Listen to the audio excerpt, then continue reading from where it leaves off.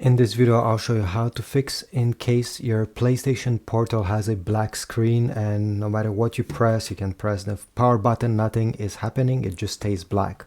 Well, this can happen because of a software issue or could be also simply because your battery is completely dead. So the first thing I always recommend when this is happening to somebody is to go ahead and plug your charger, okay, the cable that came included, or maybe even your cell phone USB Type-C charger over here in the port, and wait at least 2 hours. I know it seems maybe a lot, but this will ensure that it's getting charged. Some people simply plug it 5 minutes, 10 minutes, and still nothing is happening. The screen is still black.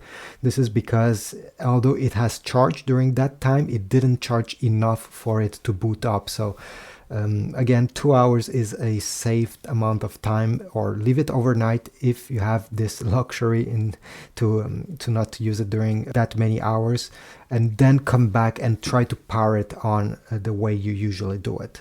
Now, if this didn't solve your issue, another thing you can do is to press on the power button after charging it, or if you cannot charge it during 2 hours, at least at this point, go ahead, take a USB cable, connect it here, and connect the other end in a charger outlet.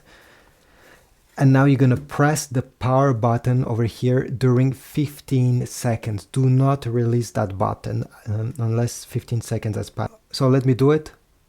I'm keeping it pressed 15 seconds. 1, 2, 3, 4, 5, 6. And as soon, by the way, as you see the PlayStation logo appearing on the display, you need to release that power button. All right, we're still waiting. I'm still pressing. Okay, it's there. After 15 seconds, release the button once you see it. And yeah, after doing this, let it charge. Make sure it charges fully, and then remove the cable and start using your PlayStation Portal. I saw some people recommending pressing, instead of just the power button and volume up and down, 3 of these buttons during 15 seconds. Honestly, I found out that just the power button does the job, but maybe in your case, if it's still not working, you can try pressing these 3 buttons at the same time. So this is about it. I really hope this tutorial worked. I really hope it worked. And by the way, if it's still not working, try using another USB cable to charge your PlayStation. Sometimes these go bad and they're not actually charging your device.